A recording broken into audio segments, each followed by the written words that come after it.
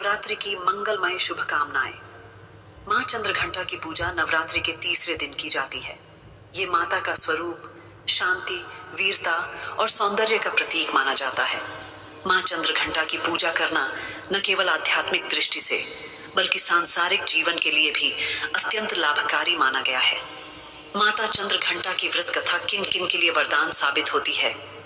आकस्मिक घटनाओं और दुर्घटनाओं से सुरक्षा मिलती है। भक्त के जीवन से नकारात्मक ऊर्जा और भय का नाश होता है और यश, कीर्ति और वैभव की प्राप्ति होती है। साधक का मन स्थिर और एकाग्र होता है, जिससे सफलता के मार्ग खुलते हैं। ऐसे सभी भक्त यदि माँ चंद्रघंटा को सच्चे दिल से याद करें, व्रत करें या कथा को श्रद्धा भाव से सुने, तो माँ चंद्रघंटा अवश्य अपनी असीम कृपा बरसाती है।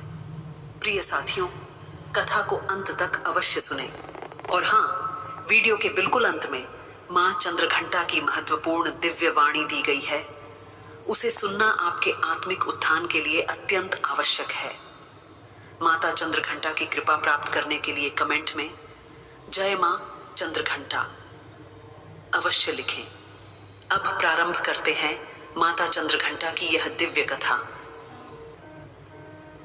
बहुत समय पहले की बात है, उन दिनों की, जब धरती पर मनुष्यों का हृदय अभी भी प्रकृति से जुड़ा था, जब आस्था की डोर इतनी मजबूत थी कि पहाड़ों को भी हिला दे। एक ऐसे ही पवित्र, सादगी भरे गांव में, जहां जीवन की धुरी खेत और खलिहान थे, एक गरीब किसान रहता था। नाम था माधव। माधव की आंखों में बचपन से ही एक अनकहा दुख छिपा था, प्रकृति की अनिश्चितताओं का डर, जो हर फसल के साथ गहराता जाता था। उसकी पत्नी तो बहुत पहले ही उसे छोड़कर चली गई थी। पीछे छोड़ गई थी एक नन्ही सी जान, उसकी बेटी राधा। राधा अपने पिता जैसी ही सीधी सादी, लेकिन हृदय की बहुत कोमल थी।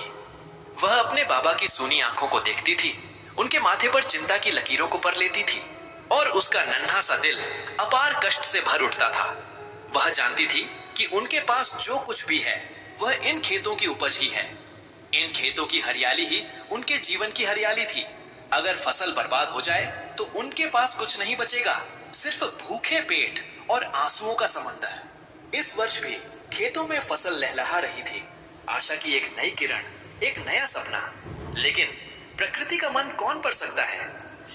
दूर क्षितिज पर काले काले बादल मंडराने लगे।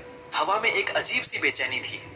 गांव के बड़े बुजुर्गों के चेहरे पर चिंता की गहरी छाया पड़ गई। ये तो तूफान के संकेत हैं, एक वृद्ध ने कहा।